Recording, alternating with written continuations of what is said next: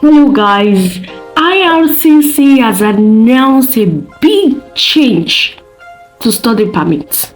Now, IRCC has announced that it is implementing a temporary cap on the number of international students who will be issued study visa. A release from IRCC shows that for 2024, the cap is expected to result in approximately 360,000 approval study permits, which is a decrease of 35% from what was experienced in 2023. This cap will not impact current study permit holders or study permit renewal and do not include those pursuing master's and doctorate degree.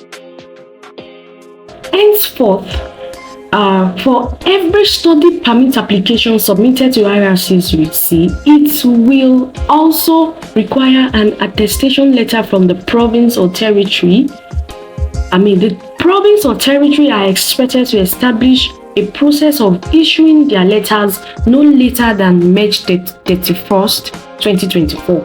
This means by the time you're submitting your study permit, the province or the territory for which you're going for your study must give you an attestation letter, which is expected to be submitted together with your study permit. So provinces and territory are going to start processing this letter as from March 31st of 2020.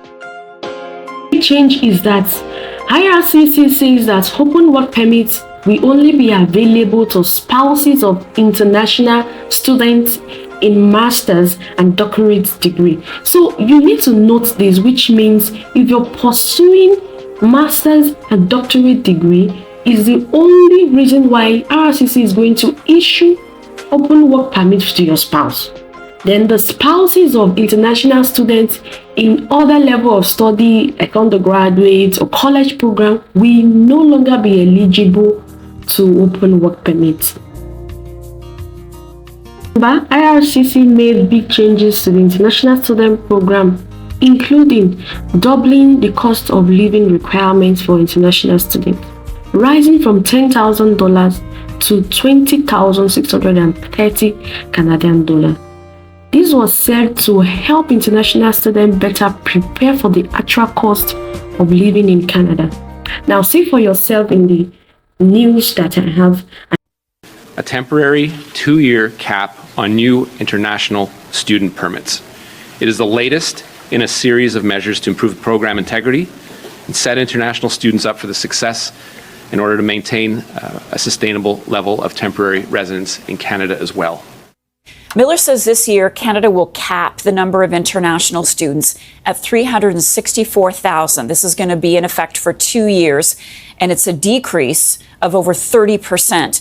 The government is allocating that cap space to the provinces and territories based on their population. The number of international students has tripled in the last 10 years, something Miller blames on unscrupulous schools that look at students as a revenue source. From the minister himself, they are reducing approvals to study permits. Now, somebody will ask me, what is the way out? Another way out is provincial nomination. There are beautiful provinces in Canada that has opened up their doors to accepting people provincial nomination. And I can tell you, out of all the routes by which you can move to Canada, provincial nomination is still the best.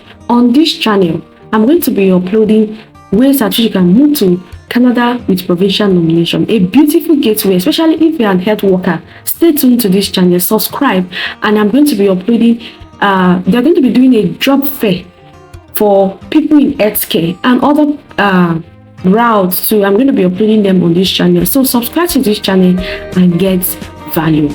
Alright guys, see you in my next video.